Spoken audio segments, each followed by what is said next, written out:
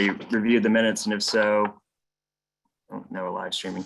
If everyone had a chance to review the minutes, is there any discussion of proposed changes? All right, is there, if none, I'll make a motion to pass the minutes. Pass.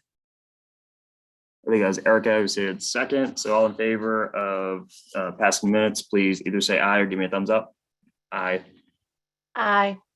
All opposed, same sign or thumb down. The ayes have it. The ayes do have it. All right, so Mr. Bell, let's talk more about, sadly, about COVID and different programs we're seeing and get updated to see if there's anything else that is happening that in response to this Omicron and its new surge in cases. So Mr. Bell. Yeah, good morning, Mayor. Good morning, everyone. My apologies, having a little bit of technical difficulty this morning. I couldn't get my computer to power up, so got to deal with that issue. But in short, so under our economic injury disaster loan program, as of December 31st, we couldn't accept new applications. However, anyone that had previously received an EIDL loan, you can continue to apply for a reconsideration if you think you need more funds, or if there was a decline decision in your situation, you may still be eligible to apply for reconsideration. So if you have any questions, and I know right now there are a number of business owners and nonprofits that have reached out to us kind of in an ongoing basis to discuss their specific cases and questions, please continue to do so. We've made a lot of progress locally. We do have access at the beginning of this program, back at the beginning of the pandemic throughout 2020, we didn't have even viewer access locally into the loan portal system. So it was really, really difficult for us to help cases along and help cases to get resolved. Now, I've got 3 team members locally that actually have access into the loan portal. We've been able to really clarify issues, help resolve problems, and get these loans processed. So if there's anyone that needs help and they're in the process and they just want to know their status on an EIDL loan or reconsideration request, please reach out to our office. So at the moment, those are the SBA resources that still remain available for those that have already been in process. I'm going to defer to perhaps another one of our partners here to talk about anything that has come about by way of, say, ARPA and perhaps the county fund that is available. I'm going to defer those questions to, hopefully there's a representative from Sedgwick County on the line. So that's it for now, Mayor, but welcome any questions. All right, any questions for Mr. Bell at this point? Wade, have you seen where businesses have accepted the initial amount, went ahead and got the additional amount to the maximum, at the original maximum, and then they later applied to see if they would be eligible for additional, and then they basically get no response at all from SBA? Have you heard that story before? Yeah. We know there's been, and I think it's primarily due to the volume and our customer service group. Some really delayed responses. Hahowever, that's what I really want to highlight.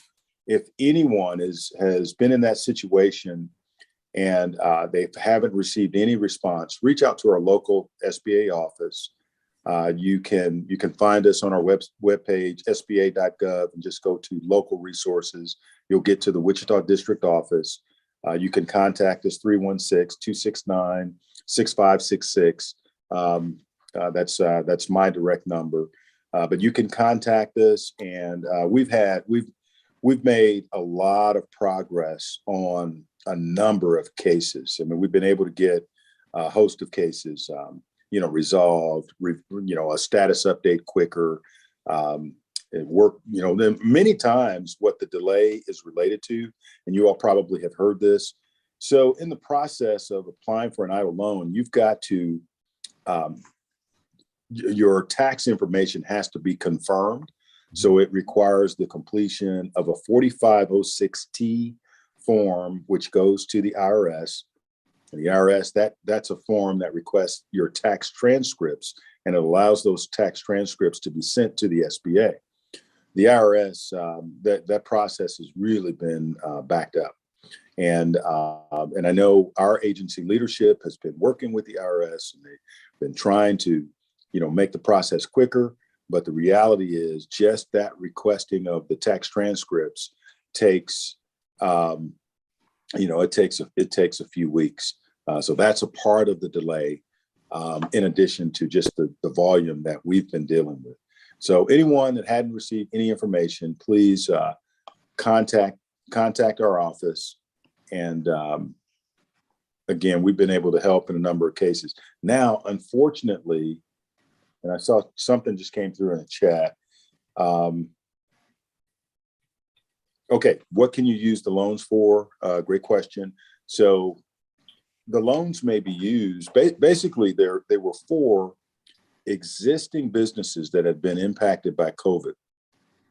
And I believe the business had to be in operation earlier than February of 2020, okay?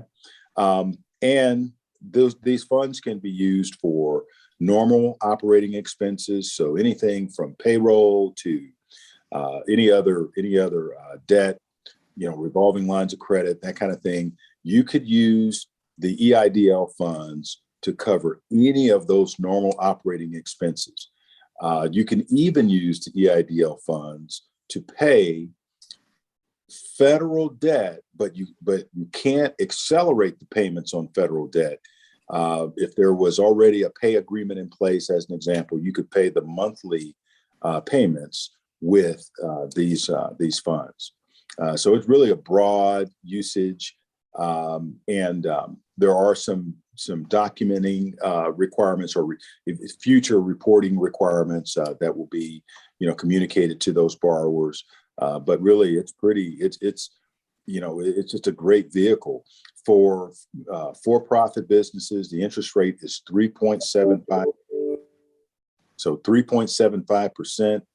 The loan is placed on a 30-year term, and the first 24 months there's a deferment period. So you don't have to make a payment, or you didn't have to make payment in those first 24 months. Now remember, you can't. If you hadn't already gotten in the process, you can't now you can't apply for a new application.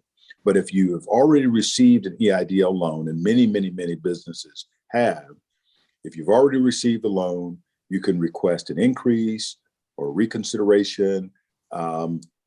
So if you've been declined, you can request reconsideration. So I'd like, individuals that, every situation is a little bit unique. So reach out to us, and we're here to help. And I'll pause there, and hopefully that answered the question. Further questions? All right, thank you, Mr. Bell, for the update.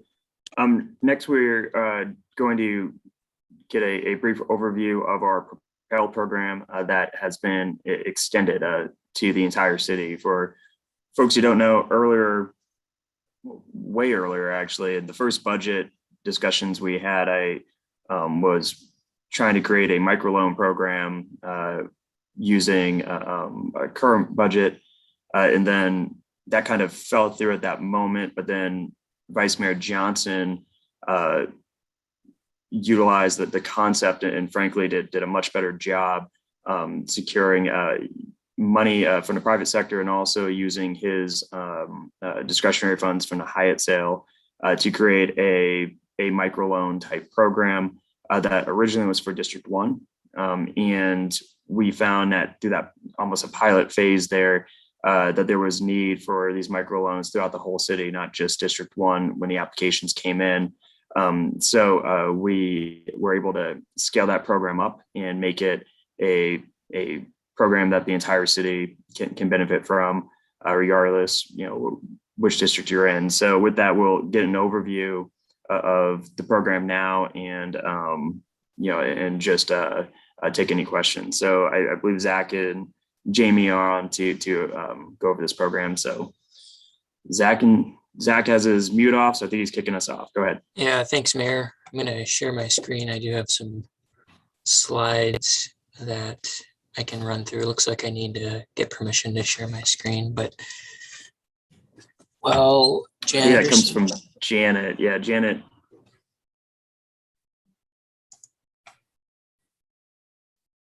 While she's doing that, Mayor, you're absolutely right in that background information. About a year ago, the formal process of creating the Propel District 1 loan program was voted on by the city council. And I think the genesis of that is Councilmember Johnson had over the years heard many stories from his constituents that, hey, I've got this great business idea. I just need a few $1,000s to get it up and running. Can you help me? And these funds came available to be repurposed from the Hyatt sale. And it launched as a District 1 program last June. And at the time we had just focused on District 1. There were many applications that were received outside of District 1, which signaled the need for this citywide. And so that was kind of the first indicator to staff that, hey, what can we do to make sure this is available to all of our businesses, not just isolated by district. And as a result of that, the Councilmember Johnson and others, they helped secure a wonderful donation from Intrust Bank, $100,000, which really helped scale this thing up to make it available for the rest of the city. And then also on top of that, the city council committed $220,000 of CDBG funding for small business development. And so when we had those two extra, I shouldn't say extra, but two additional funding sources, this really made it possible to then scale things further. So on top of those two, there's still $80,000 left over from the District 1 Hyatt sale. So we're looking at about $400,000 for the Propel Small Business Loan Fund is what we're calling it. It's no longer just District 1. And even though there are multiple funding sources, the intention here is really to make the application process seamless for those who are applying. No matter what source of funding their loan comes from, it's the same application.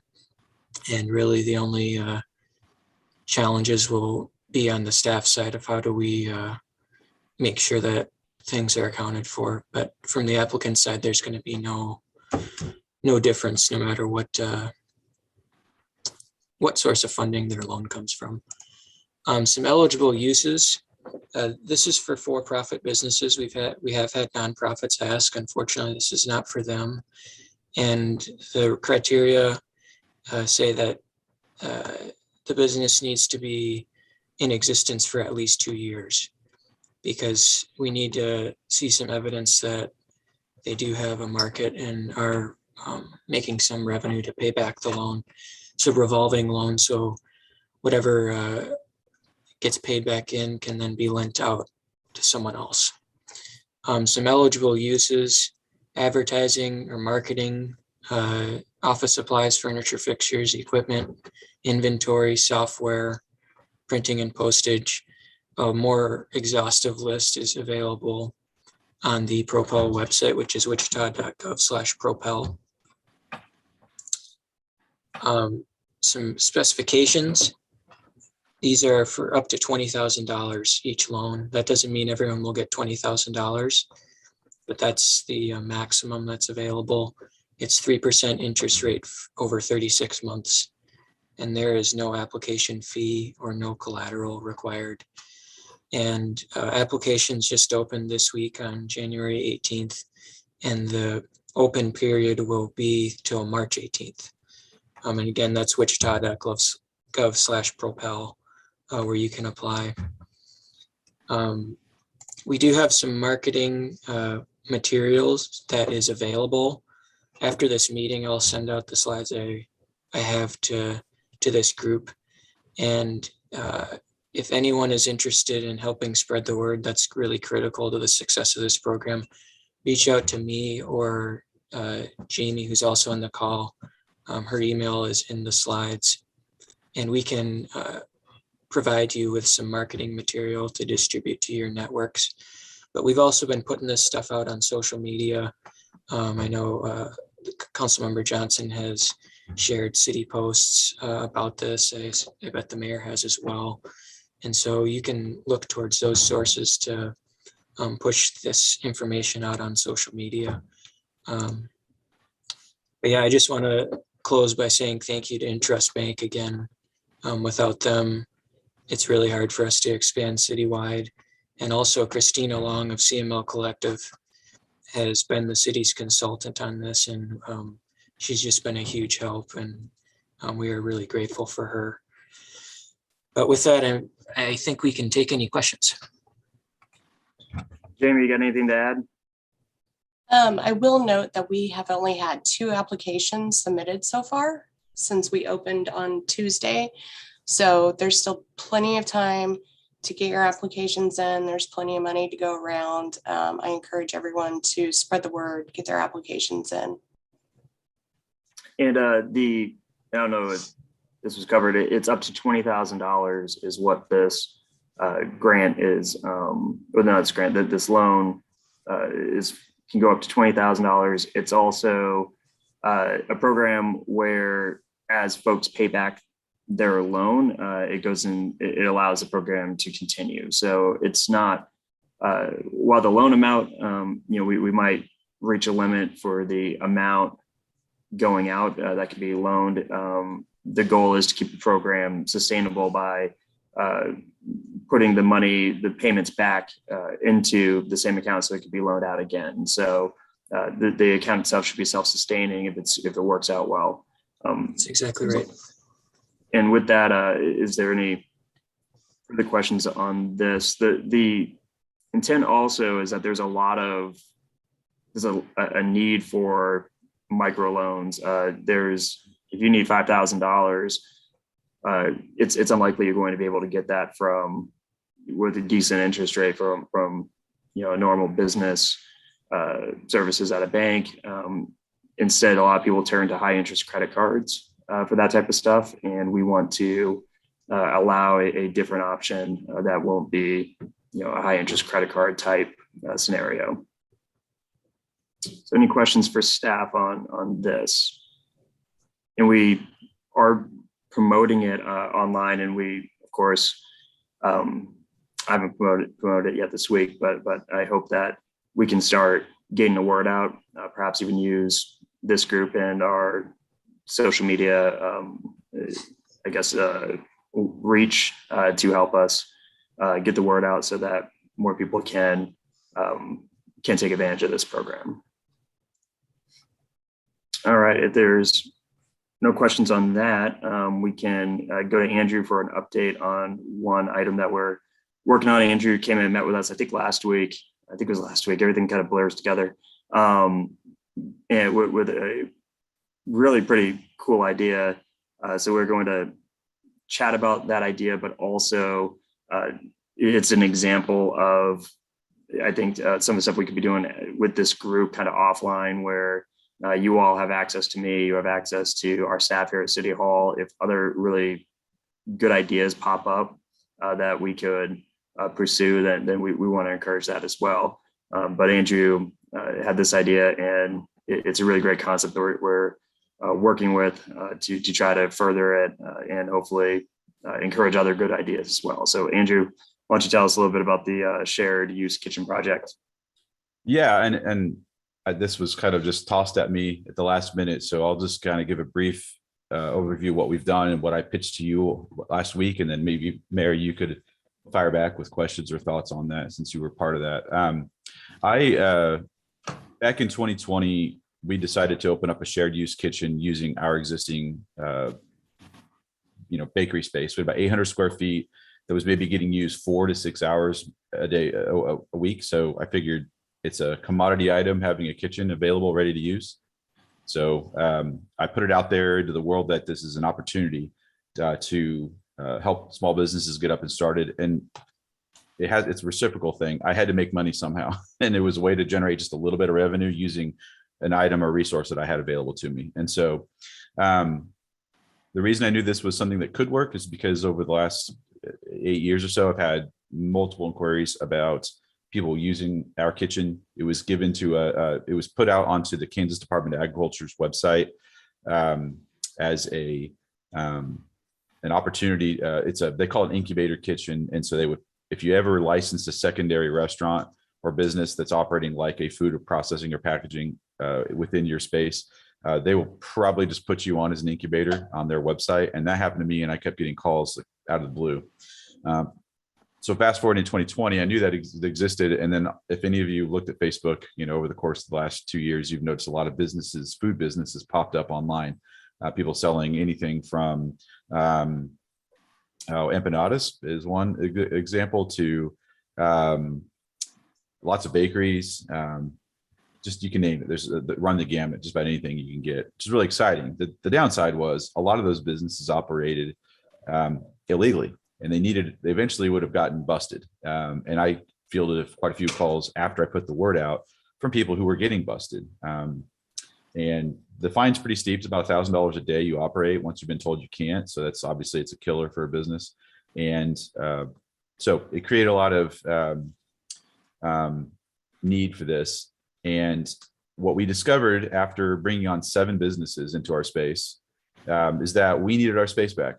The plan was cool, but if we didn't need the kitchen for our own use, then it might have been perfect, except it wasn't for us because we now need our space back. And so we have been slowly unwinding what we took about 6 months to achieve and a year to really see it flourish. So I sitting probably here at my desk back in probably September or October, I read a story about Clap Park and the redevelopment plan that they put out there. And I immediately reached out to the former council member, Jared Cirillo, because that was his district and he was attached to the thinking on that. And I wanted to know his thoughts on the possibility of within an existing city project, could this be designed into it to help create community access in a way that you haven't really thought about it before. And there was interest, but also election 3 weeks away. So I had to wait. Fast forward to now, I was able to, through with Janet's assistance, communicate this idea along with bringing on a couple of my current members or past members.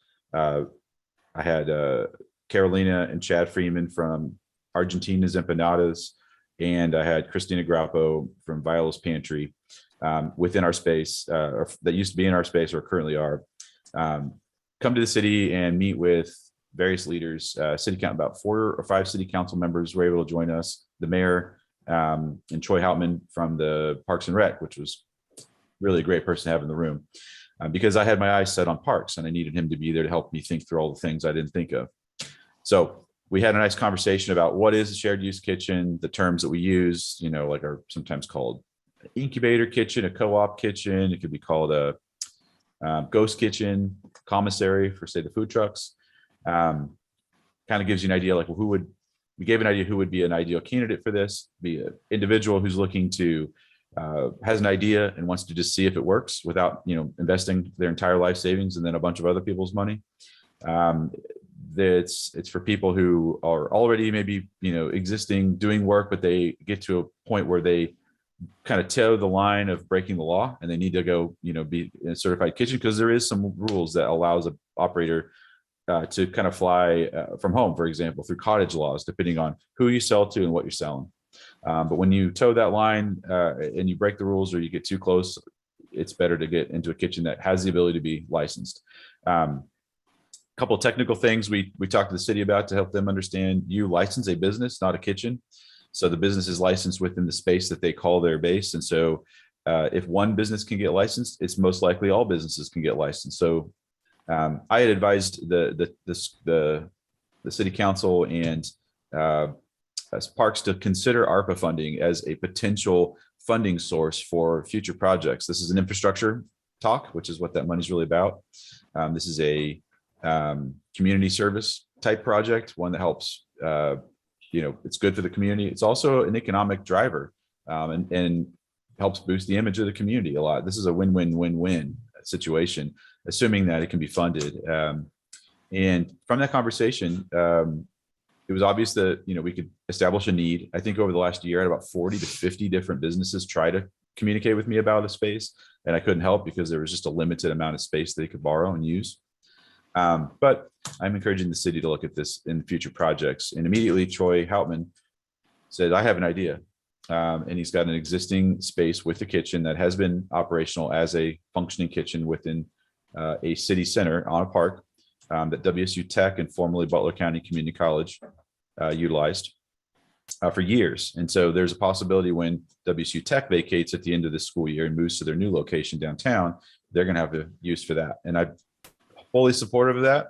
I have a lot of questions about how they're going to do it in that space because the city's going to have to consider their own rules they impose on businesses like grease traps. And Mayor, that does not have a grease trap. I actually had a meeting immediately after ours and they don't have a grease trap. They have what's called a grease interceptor device, which is like the low standard, and the city is doing everything to keep us from using those. So it's not the best scenario, but that doesn't mean they can't pay the fee like we have to. So anyways, there's a lot of opportunity, and it doesn't have to be limited just to the city. This is something that potentially some of these other funding mechanisms that we have available to us. If you have an existing business, maybe you could use the grant to help establish a kitchen within another space that's already, built and ready to go. For example, if you have a friendly business that has space and you want to help improve that space to, make it to where you can use it, perhaps that would be a way to make it happen. I also put in the chat link a link to the city's website, which I'm very curious about, ARPA grants. Apparently those are due Monday, and I did not know about it until someone sent me. And so there's potential there for grant for small business and entrepreneurial development, potentially, as long as you can write really fast and do your homework by Monday, unless they're going to extend that. And that's going to be my next question for you, Mayor. So anyways, there's some opportunities that maybe businesses can get involved and do this. If you're an existing business operator with a kitchen, you could easily make your space into a space, maybe hire or rent it out to one or two people. If it helps bring in a little extra cash, that's cool. Don't believe it won't come without extra expense. There's some things you'll need to do. So there's a lot of things that can be done to help improve the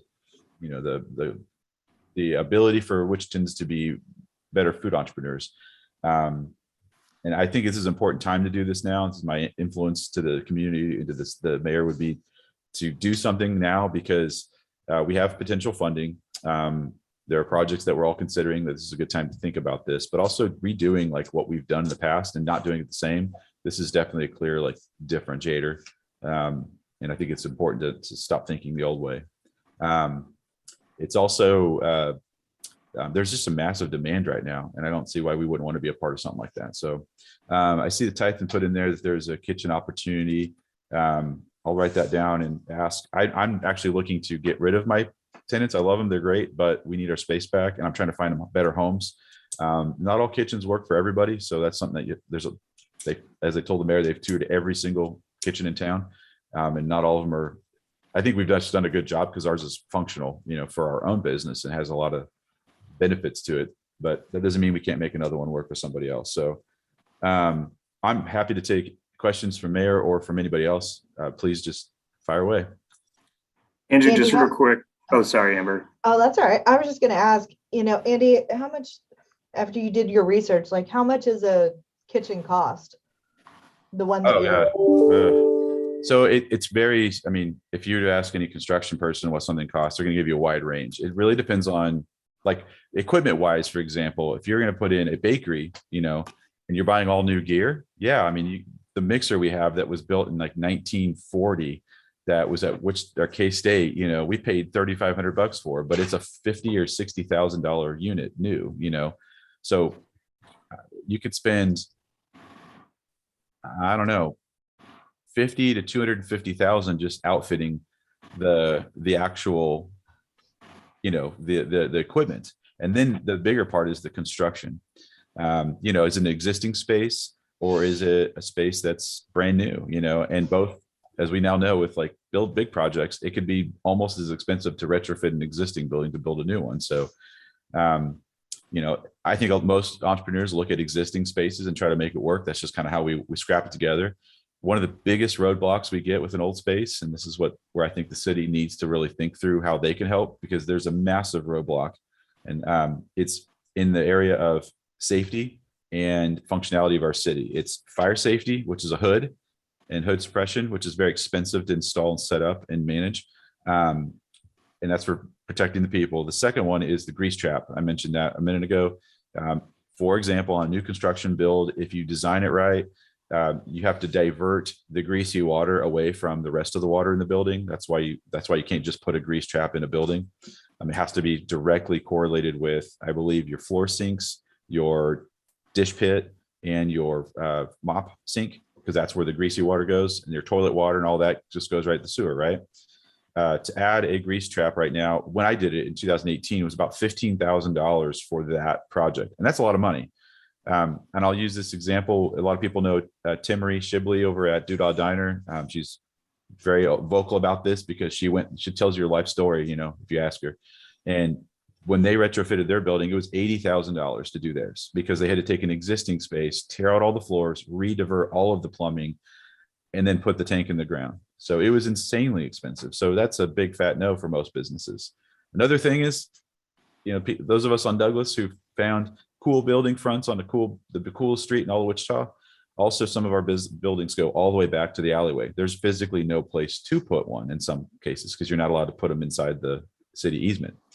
So there's a lot of challenges. And most entrepreneurs, you know, just don't even know this until they've already signed the lease. And then they're, you know, how many times have you seen a business say they're going to open up, they get published, and then they never open up? They run into all this red tape that they just didn't know about. So this is just one big piece.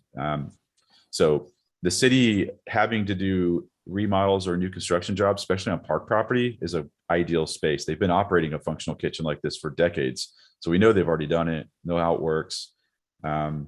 Makes a lot of sense for them to help out. I personally don't believe this is a thing that makes a business a lot of money, leasing out your existing space. Just as an example, my total rent for my entire complex is about a little over $7,000. The best month I ever made was about $2,500 in rent.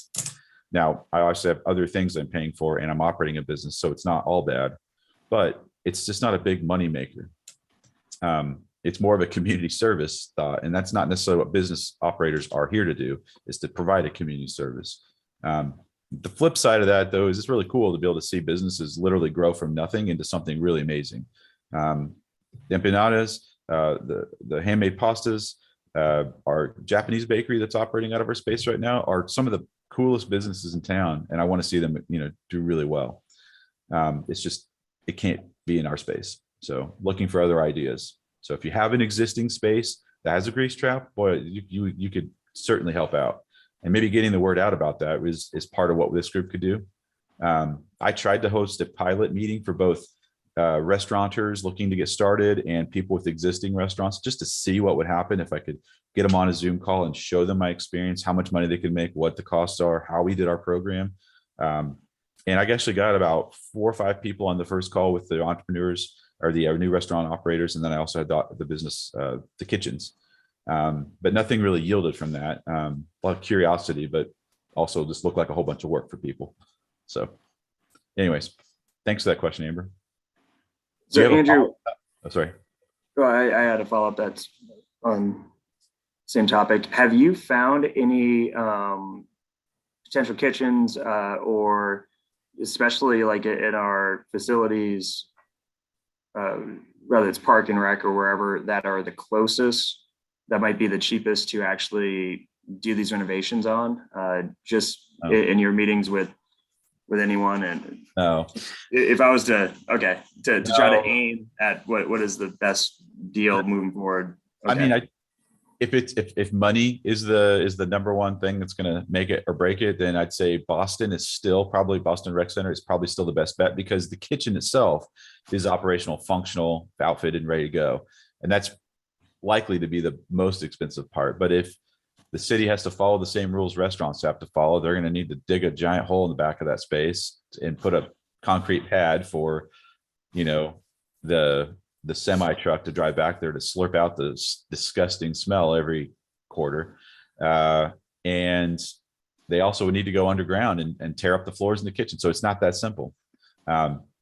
Perhaps they would bend the rule and give themselves an exception like they have in some restaurants and continue to use that grease trap. Media loves it when we do that.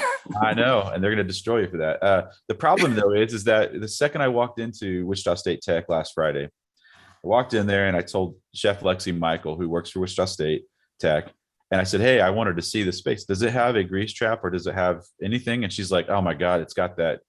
I think it's called like a Little Big Dipper 3000, I think is what it's called." And she's like, "It's terrible. We want to get rid of it so bad." So I mean, they are not a functioning, like a good tool, and they are the worst tool to expect, 5 or 10 business operators to learn how to use, because they're supposed to clean it like ritually. Otherwise it doesn't function. And then that's why the city wants us to stop using them.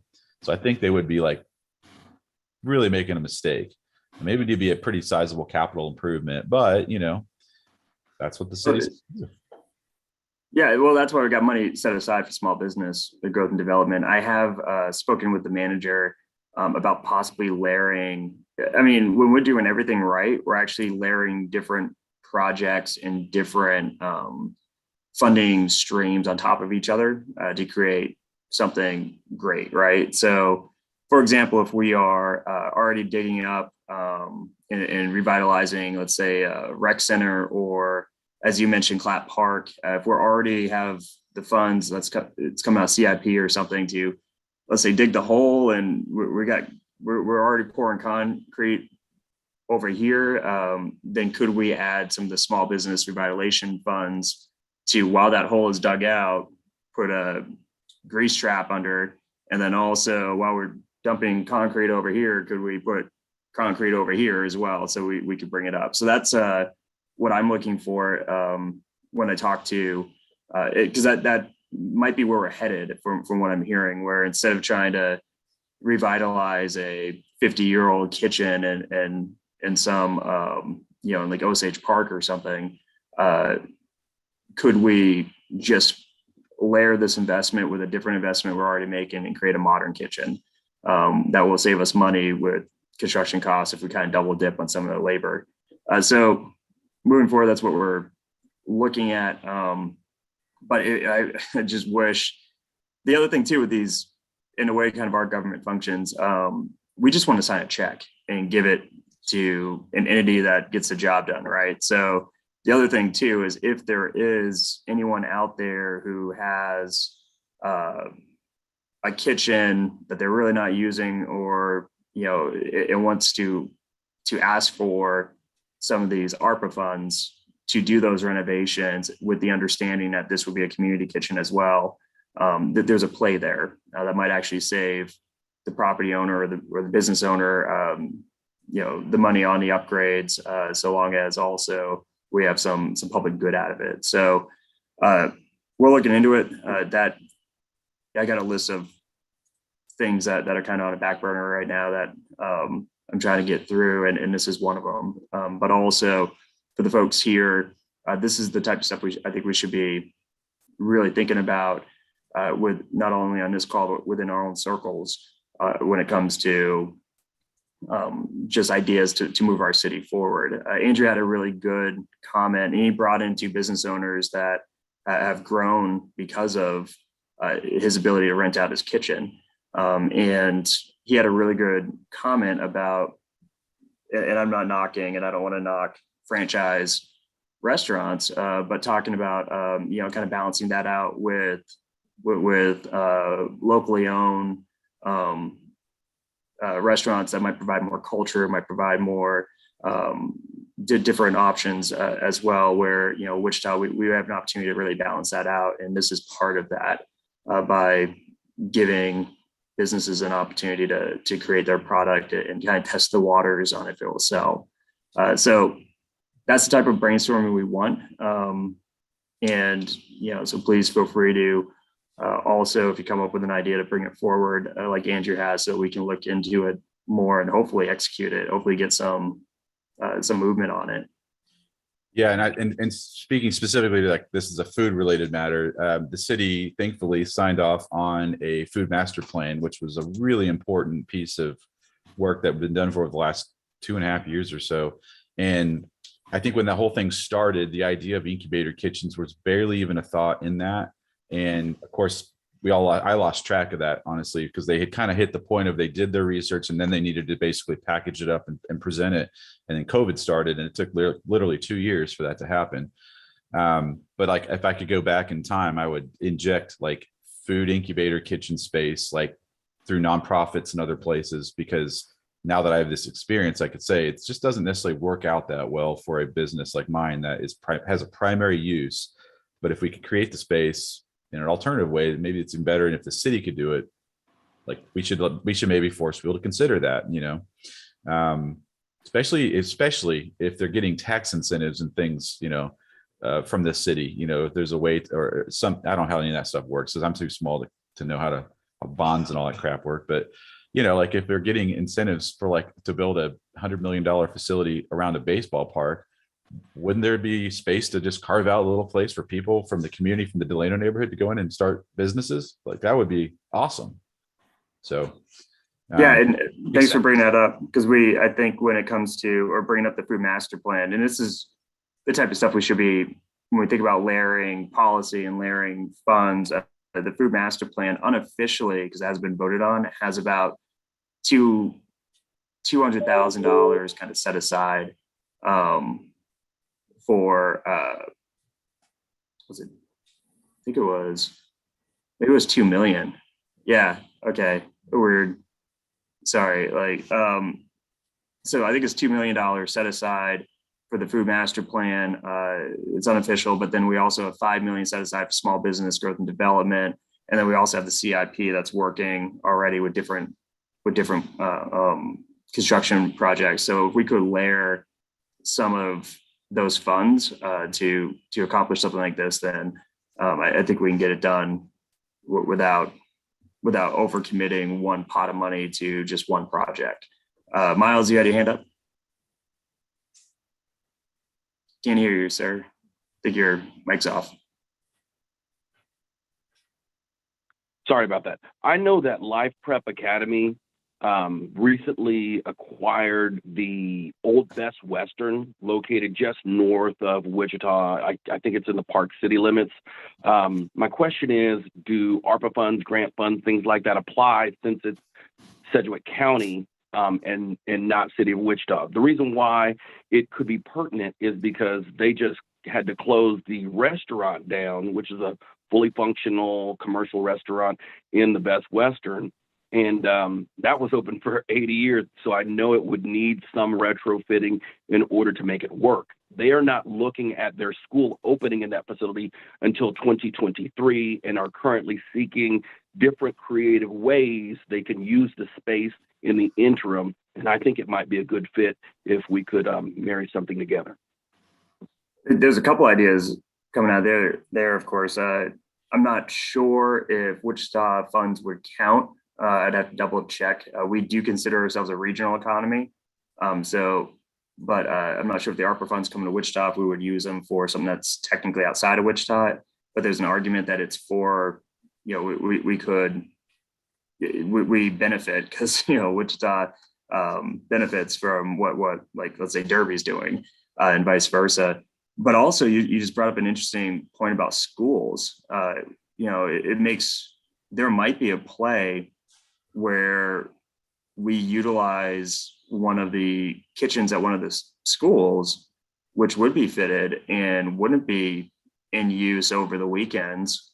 And could we create, maybe the money we're using would be less, I'm just thinking out loud, less focus on, digging out a a grease trap, but more focused on providing security and someone to open up one of the, kitchens on the weekends and shutting it down for folks who need it. I mean, there might be, that's a good point too, is USD 259 also has assets, and we might have an opportunity to partner with them or other schools as well. Go ahead though, you had a follow-up. No, I was just putting my hands together. That's a brilliant idea also. I would love to see schools be utilized. Unfortunately, they don't prepare food in schools, at least in Wichita public schools, and it's all done at a service center. And actually, none of the schools actually have facilities. They have like a room with a counter and some electrical, but they don't have grease traps. Maybe Mays has maybe a fully, I know it's Mays High. They have a fully functioning commercial kitchen. They partner with WSU for their tech services. I know that a lot of these schools are getting tech grants from WSU to offer things like culinary services and extended culinary training. So some of them may surprise you with the enhancements that they were able to institute in connection with that. outside of the city of Wichita, you're absolutely right. Inside the city, the Wichita Public Schools are grossly underfunded in that department. I work closely with Bill Loudermilk, who's across the street at East High, and they're teaching kids tools to put them into tech or into restaurants and excel with skills and all these things. But they can't even follow the food code because they have inadequate facilities. Like they don't have hand washing stations within like a certain distance of the cook space.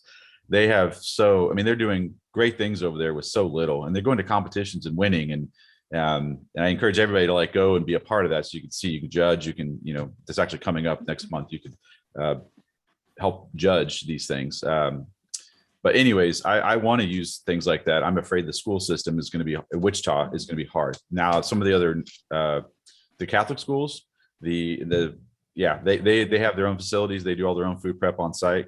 That's great. And that may be an absolute deal. I could check with Blessed Sacrament. They're in their neighborhood. They're right here in the middle of Wichita. That would be a fantastic place. Churches are another place, by the way. It should be brought up that like a lot of churches have commercial kitchens. The city's a little harsh on getting them licensed now because most of them were developed pre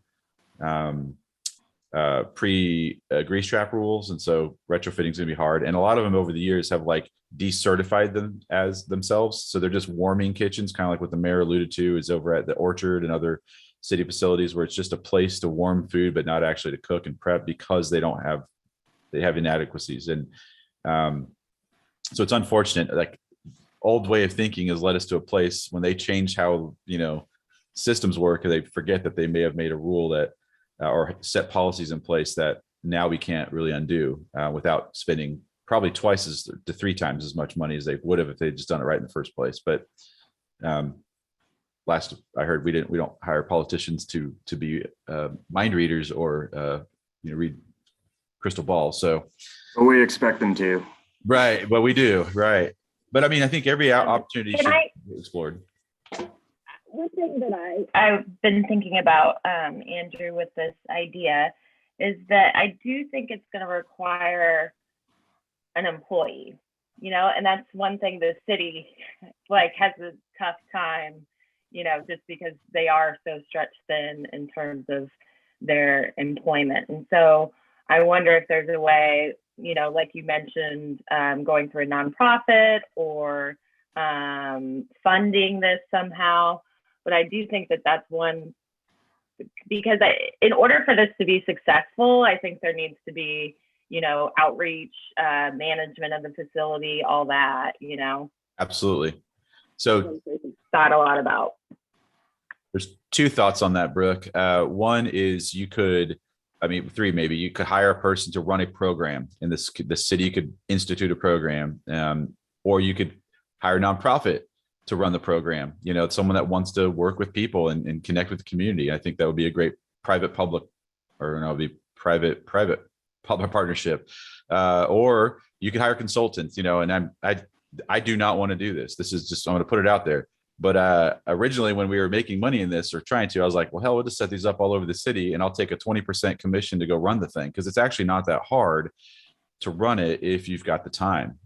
It's, if you set up correctly. If you set it up wrong, it'll be a mess. So there's a possibility of hiring someone for a commission base. They actually go out and get the people to come in, and it's possible. I like the nonprofit route, by the way, because I think that them sharing the revenue makes more sense. There's other groups in town that are looking to do things like this. Empower Evergreen is actually hoping to do this within a space up in the north side, and it's wrapped up in economic or an entrepreneurial type accelerator program for the north end. And I think that's a phenomenal use. It's got to be funded and they got to be built, but they're working on that. But I think the demand extends beyond that. You know, I think you could take a kitchen in a park and put 10 to 12 businesses in there right away. And that might be enough. Maybe you need to do another one then. But my worries are that this is an opportunity that we really have now. I literally need people to go away now. So, I don't want to see that just like fizzle away, because it takes, well, I mean, my idea was Clap Park, and Troy Houtman was like, well, that'll be 2037 before we actually do that. And I was like, great. We got to wait 15 years or so to make something happen, because that's just how phases work, you know? So, but Boston Park is going to be ready in less than a year. So there's something that we could potentially do right away. And I think that's our best bet right now. And this is the time to make some of these moves. We do have more funds set aside for this type of stuff than at any other time. So I think we just got to keep pushing the idea until we figure out the best way forward. This conversation has actually given me much more to go off of. So I can set staff to exploring some of this. If not, Brooke, you don't mind if we just use your place, do you? Our kitchen is busy. We need another kitchen. Okay. Maybe we'll use the commissary kitchen. Just throw in a bunch of kitchens down there. I mean,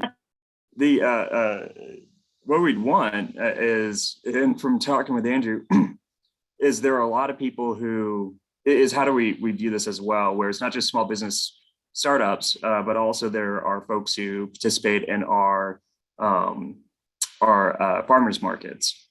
And so, you know, I think getting more of these or more centralized locations as well, and try to accommodate people who are, you know, preparing salsa that they're making to sell that weekend at the farmers market. I mean, it's just not only is it small business, it's healthy eating, it's local foods. Like there's just so much benefit to taking a project like this on. And while we're at it, maybe we'll make Brooke a new kitchen while we're at it. But moving forward though, let's continue this. And Andrew, you've been very gracious with your time coming in and helping us with this. And my goal, frankly, is to give you back your kitchen, right? Like hand us the people who are using it, you can have your kitchen back, but then we keep these entrepreneurial small businesses going until they outgrow the space. So let me do some more research. There might be a play working with an educational angle, like Miles was saying, maybe with one of the schools, maybe one of the colleges, maybe with one of our private schools. So there's more that we should be working with here, but overall, great idea.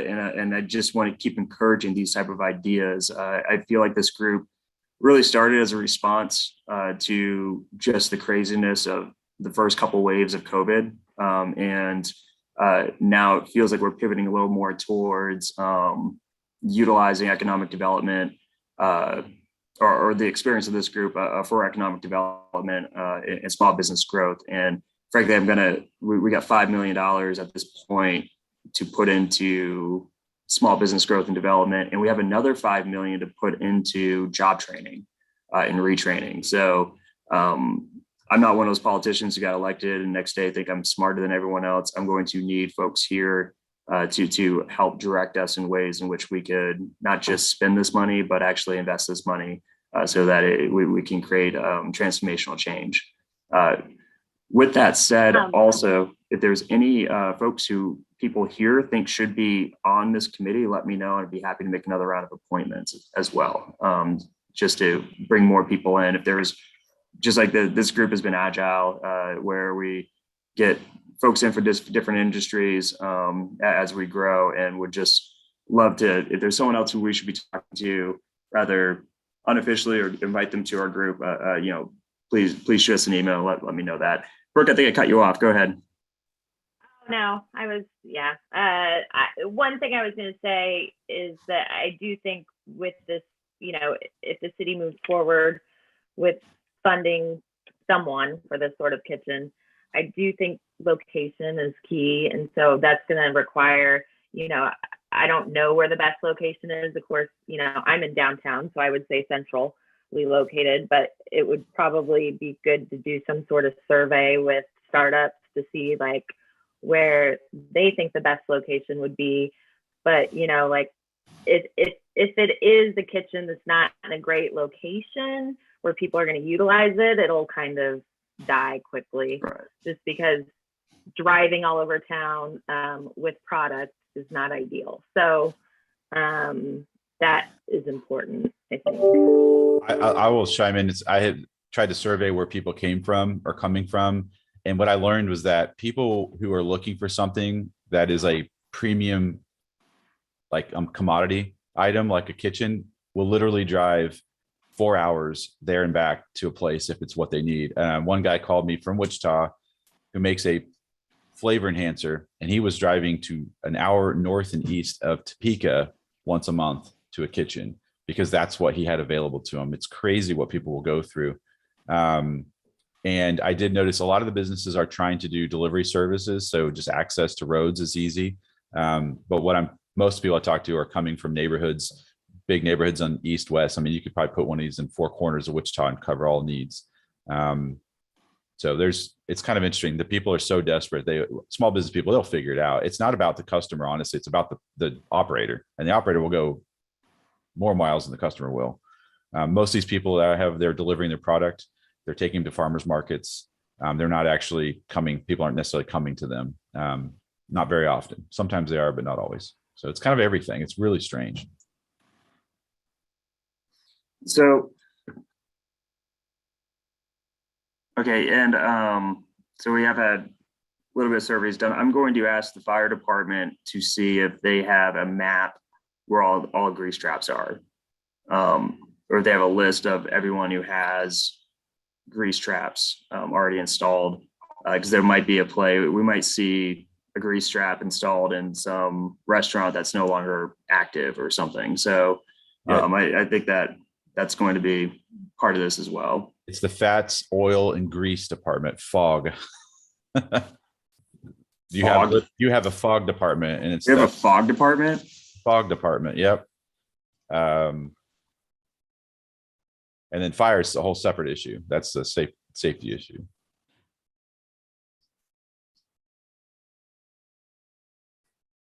Okay, good tip. Appreciate that.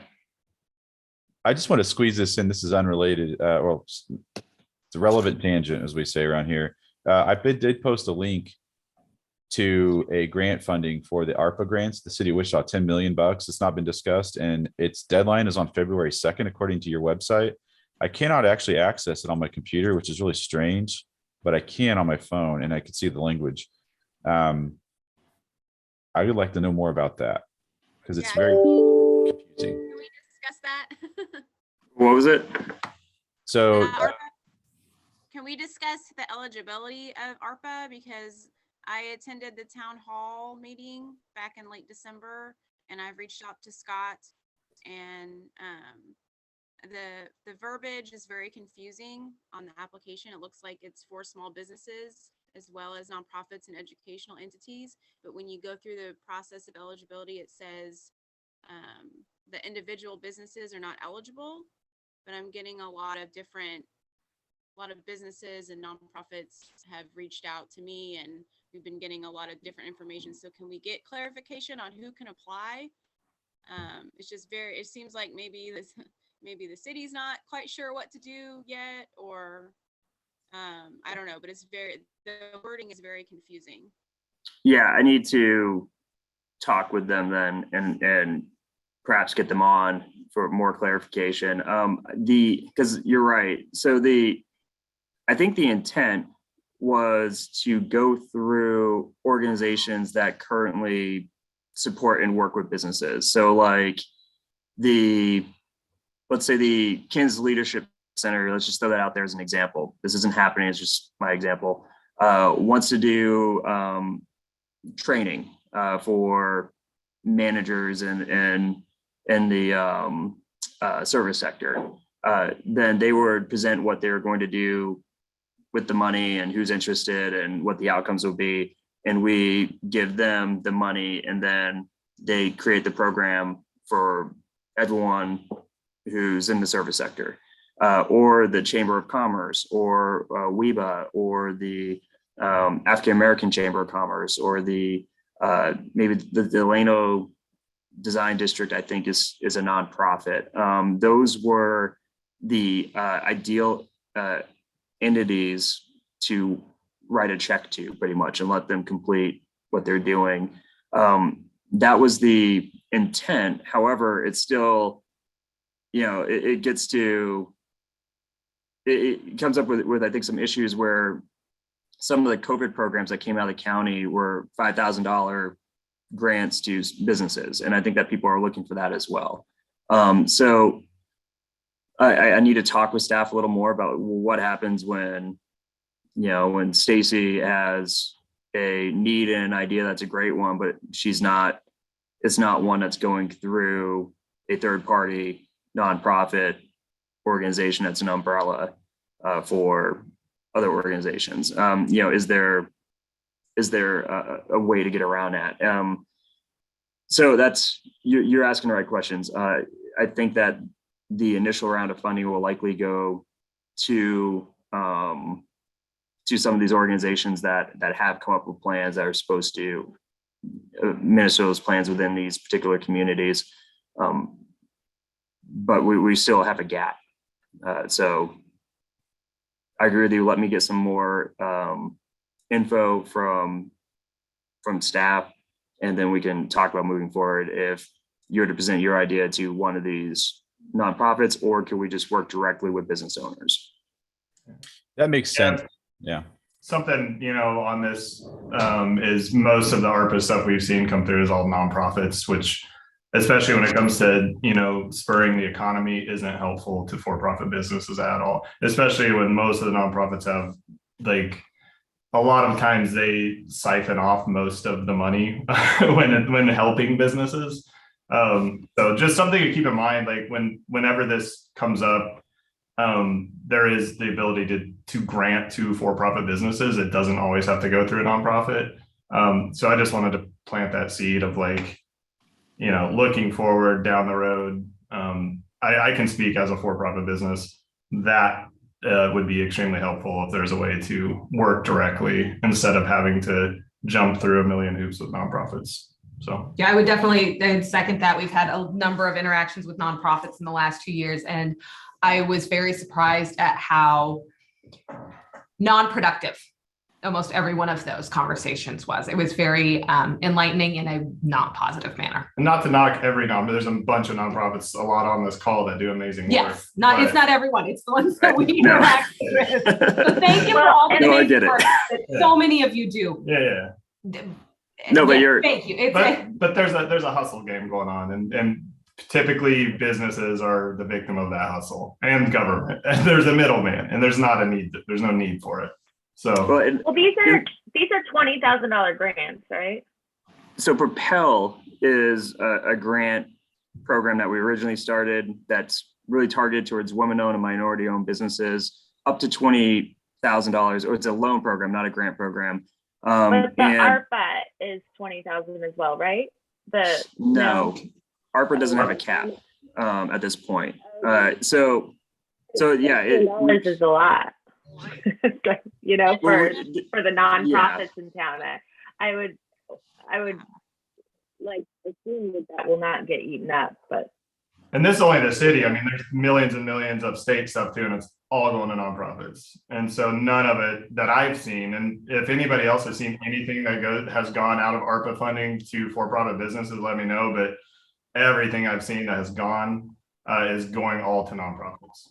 So there's an inconsistency and an inequity there that we need to pay attention to. The Sedgwick County, theirs did not go their one is not going to all nonprofits, they're going to essential workers. So it could classify, and there's 141 pages based on what an essential worker is from the IRS. And that one's due, I think the 28th of this month for Sedgwick County's ARPA money.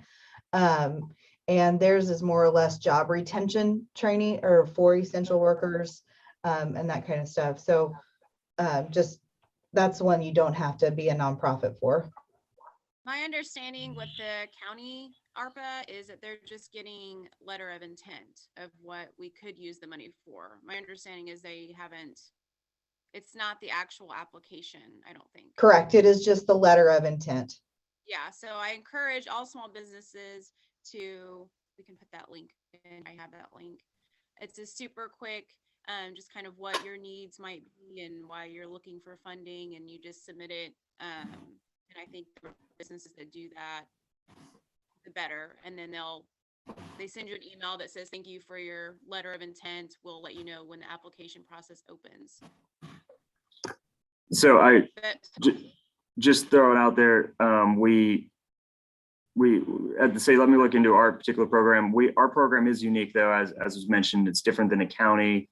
The county, I think, was just handing out checks to their first responders. And really, if we did that, we blow through that 20 million. We made a conscious choice to set aside 20 million of ARPA funds in order to try to stimulate the economy and create more opportunities for job growth and development. So we are operating at a different lane than what some of the other ones are. They're supposed to be complementary, but again, and our programs are supposed to be complementary in general. But again, you bring up a good point. If it's not really going to be a successful program, by Harkeys, not going to be a successful program if people can't access it, or if only certain people can, or if a lot of that money is going to administrative costs for a nonprofit to distribute their program. So Janet just poked her head in and she said, well, let's set up another meeting with Scott Rigby and some of the folks on economic development. They can really kind of explain in and outs, and they're the ones that can more easily make adjustments to this program because of the administrative side. So she'll likely set that up soon. So look out for your emails to see if we can get that set up sooner than later and get this worked on. Does that work? I'm sorry, guys. I'm sorry I came a little late. It looks like we are a little late as well. I have another Zoom I got to get on.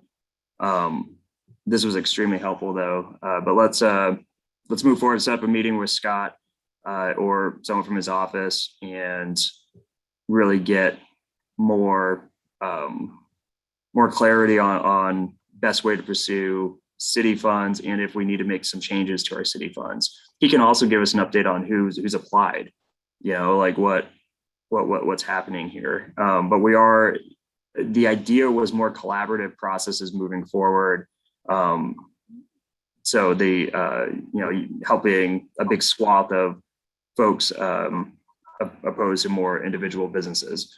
So let's follow up on this one.